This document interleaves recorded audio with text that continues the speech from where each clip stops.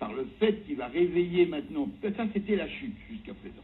Maintenant il dit de manière tmourazée, il dit ça, de manière correspondante à ça, il faut qu'il recommence échelon par échelon à remonter. Mais comment il peut échelon par échelon? Il ne peut pas. Il est dans le 36e dessous, comment il peut encore? Il dit non, il n'y a qu'une seule solution. C'est réveiller le point de judaïsme chez lui, c'est-à-dire opérer une révolution. Chanukah milachon chinuch, une nouveauté. Naase yegia kapecha dafka velo rochecha, que Moshe Katou belikutei Torah sha'esek ou belev belo lev. Donc à ce moment-là, il va recommencer à travailler, mais cette fois-ci avec les mains et pas avec la tête, comme c'est écrit dans l'Écoutez Torah. Hein, lui là-bas il dit autrement, il doit faire son commerce sans cœur, c'est-à-dire sans sentiment. Et comme ça remet la tête à sa place hiérarchique.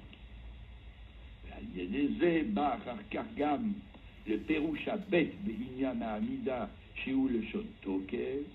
Et maintenant on arrive à la deuxième acception, c'est-à-dire deuxième traduction du mot Amida, que première traduction c'était se relever sur le plan physique, et deuxième Amida ça veut dire fort, comme c'est écrit là-bas à propos de Atem Nitzavim Ayom Kulchem. Nitzavim ça veut dire Bematsav Chazak, Bematsav Takif, Bematsav Takin. C'est quelque chose quand on est bien assis, c'est pas le mot assis en français, on dit assis, bien campé, puis bien campé sur ses jambes, dans une position solide. Voilà, c'est position. Ça c'est la deuxième sorte. Ah, Matot Massé aussi. Le Rabbi dit ça dans Malo. Chez Omed Alamado, à ce moment-là, il est dans sa position, il est debout. Pays, Charles Azizo, Mimekomo, on ne peut plus le faire bouger de sa place. Il est bien calé. Les filles, chez Alié de Gilou, Nekudata Yahadut, Magia, Libechinat, Ariya, Be'elokut. Parce que quand il réveille Nekudata Yahadut, le petit point central de judaïsme qui est chez lui, de judéité qui est chez lui, il arrive à voir Elokut. Ça, c'est tout le chidouche de Torah Chassidut. Torah Chassidut, c'est qu'il voit Elokut. En Europe, il y avait des grands chachamim, il y avait des gaonim, des Baalei Ruach HaKodesh, tout ce qu'on veut. Mais voir Elokut, il ne voyait pas Elokut. Il comprenait Elokut. Et ça, c'est la grande différence. Comprendre Elokut et voir Elokut. Comprendre Elokut, c'est comme ce monsieur-là. Il a les yeux fermés, mais il sait pas mal de choses. Non. Sur la photo. Voir Elokut, c'est qu'il a les yeux ouverts. Il peut être un homme simple, mais il a les yeux ouverts. Et là, il ne se cogne pas sur le coin des meubles. Le plus grand chacham, s'il n'a pas les yeux ouverts, il peut se cogner sur le coin des meubles. Le coin des meubles lui dit pas attention. Et ça, c'est la différence entre la chassidoute et pas chassidoute. Pas chassidoute, tu peux être le plus grand gaon de Vilna ou de qui, où tu veux. Si tu ne vois pas, si tu n'as pas les yeux ouverts, tu te cognes sur le coin des meubles. C'est-à-dire que tu fais des erreurs sur le tzimtzum, tu penses que le tzimtzum c'est un tzimtzum mamash, et ainsi de suite, des bêtises comme ça qui sont indignes de toi. Et celui qui voit, même un homme simple, il voit, il ne peut pas se tromper. Et ça, c'est ce que le Baal Shem Tov, il a fait rentrer dans le judaïsme. C'est la vision. Koach Hariya.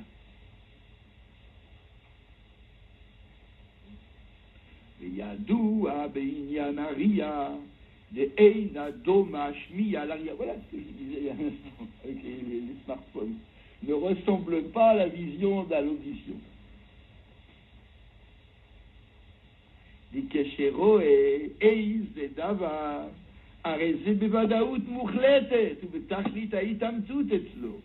Quand il voit quelque chose, c'est de la certitude absolue et c'est la plus grande vérification possible. Itamtout, ça vient de Emet. Elle a en soi sa connaissance du monde à sa propre vérification. Il n'a pas besoin qu'on lui fasse un théorème, qu'on lui fasse une démonstration. Voir. C'est ça qu'on dit qu'un réel à Tzadik, c'est une horaire un homme, non? Maintenant un Tzadik, on voit un Tzadik, c'est une horaire. C'est sûr, parce qu'on prend tout d'un coup. Chez ou Gamatam, Lema, chez Ein, Adnas, Einas et Dayan. Et c'est ça la raison pour laquelle un juge ne peut pas être en même temps un témoin. Un témoin ne peut pas être un juge. Pourquoi? Parce que, étant donné qu'il a vu le crime, il a vu la faute avec ses yeux, il ne peut plus changer. Or, un juge, c'est quelqu'un qui doit peser, qui doit être subtilement. Alors, il ne peut pas être subtil puisqu'il a vu. C'est trop direct. Là, c'est pour ça qu'on ne peut pas le faire bouger. Parce qu'il a vu. C'est pour ça que quelqu'un qui a vu, c'est trop fort. Il ne peut pas être un juge. Un juge, c'est quelqu'un de subtil, un juge. Il doit peser. Celui-là, toutes les fautes ne sont pas punies de la même façon selon ce qu'on est. Et ça, il ne peut pas, lui, il a vu. C'est trop fort. Il demandera la mort, celui qui a vu. Et le juge ne doit pas décréter des peines de mort comme ça.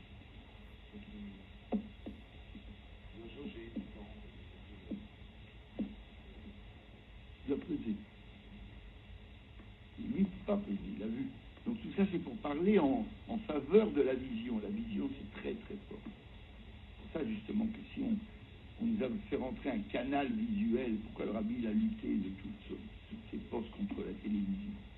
Alors qu'est-ce qu'ils font, certains rabbins? Ils n'ont pas de télévision chez eux. Ils ont des smartphones dans la poche, ils ont la télévision dans la poche, encore plus proche.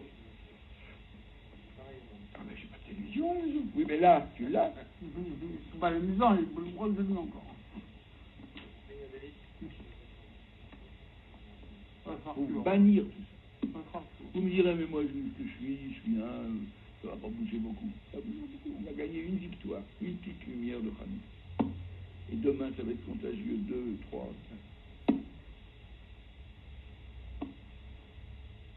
Ou basé, encore 5 minutes. Hein? Continue. Ou basé, Yuvan, lama ikarin yama amida ou beshafel, shefel amatsav davka. Maintenant, on peut comprendre pourquoi le principal dans la Hamida, ça s'applique sur quelqu'un qui est dans une situation basse. Davka, beshefel amatsav, inemitzat god el ayirida sheu ba'aretz, be'eretzia ve'ayev, be'limaï.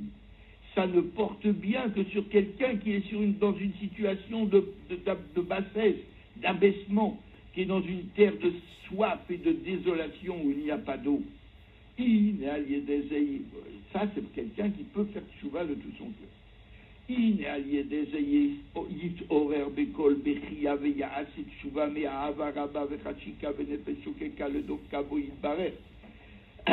Ça, c'est quelqu'un qui utilise les mêmes termes que dans le Tanya. Le Tanya, là-bas, j'ai compté, il a utilisé 8 lignes pour décrire l'amour, alors que pour la crainte, il a utilisé 2 lignes. Pour l'amour, il a utilisé 8 lignes. Pourquoi? Parce qu'il était en train de décrire son propre état. Admour Azaken, quand il a écrit ça, il était en train de décrire son propre état d'amour intense. Nefesh Keka, etc., etc. Une âme en train de longuir de Dieu. Et qu'il a utilisé tout là-bas. Rachika, Vechapitza, l'amour, le désir, la convoitise. Il était dans un état d'amour intense pour la Kadosh. Et c'est connu qu'Admour Azaken, quand il faisait sa fila, il se tapait la tête au mur et il se griffait. Et le sang, il coulait. Et il ne fallait pas que les autres y regardent. Les hommes simples, ils n'avaient pas le droit. Parce que s'ils avaient regardé ça, ils seraient devenus fous.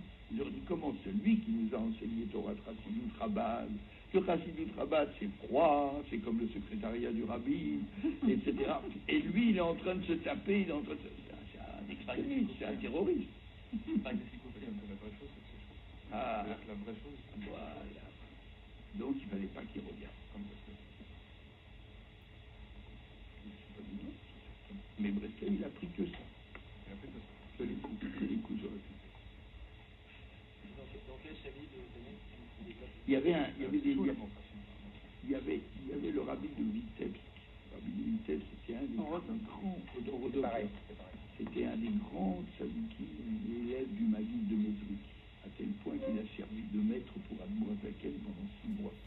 Après la ptira du Maguid, c'était le rabbi de Vitebsk qui était le maître d'Admour Azaken.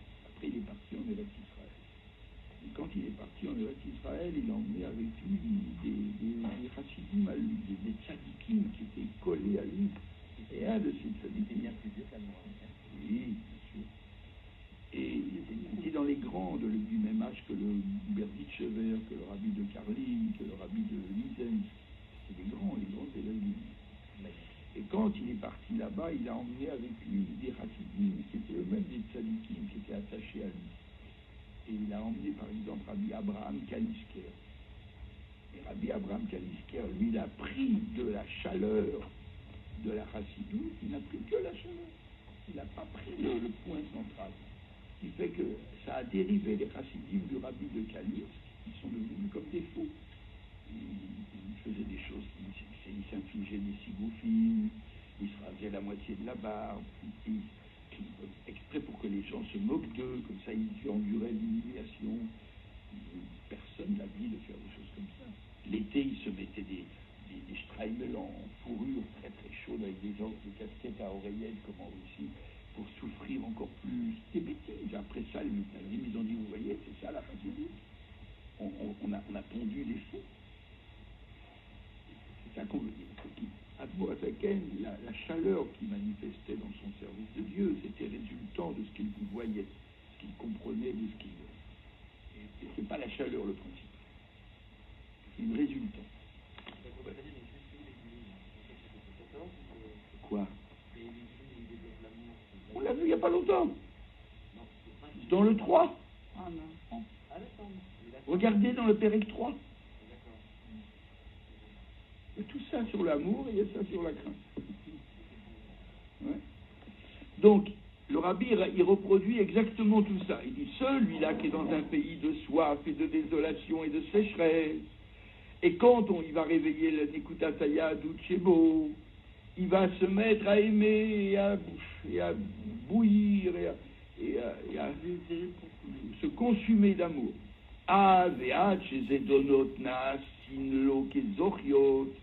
Au point que ça va être tellement fort, ça s'appelle Avaraba et ça s'appelle Tshuva Ilaha. Et comme elle dit la Gemara dans Yoma, qu'avec la Tshuva Ilaha, elle appelle autrement là-bas, elle appelle Tshuva mais Avaraba.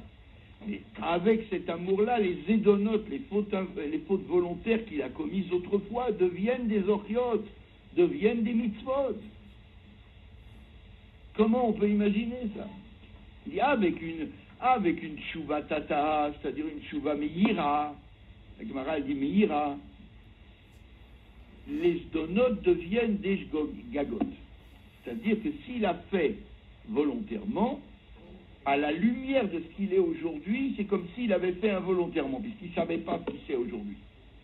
Donc, même quoi que lui, il croyait que c'était zdonotes, par rapport à aujourd'hui, rétroactivement, c'était des shgagot. Ça, on accepte très facilement. Tout le monde accepte. Maintenant, il dit attention. S'il va plus haut et il manifeste une soif que même un tzaddik gamour, il ne peut pas manifester, parce que lui, il n'a jamais été dans une terre de désolation. Il n'a jamais été privé. Tandis que celui qui est privé, aujourd'hui, qui était privé, il se met à aimer Akadosh Baruch Hu avec plus de soif encore. Cette soif-là, elle est tellement grande qu'elle est plus forte que le tzaddik qui n'a pas péché à ce moment-là. Même les péchés deviennent des mitzvot puisqu'il acquiert une avance sur le tzaddik. Ouais. Le vrai Baal Tshuva.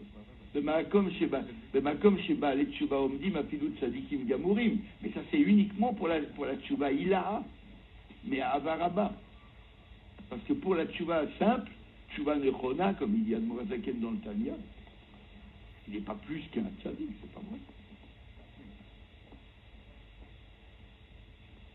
Voilà, qui me voit, Be'arucha Betania. On va arrêter ici. On est arrêté 5 lignes après. 41, voilà, la référence 41.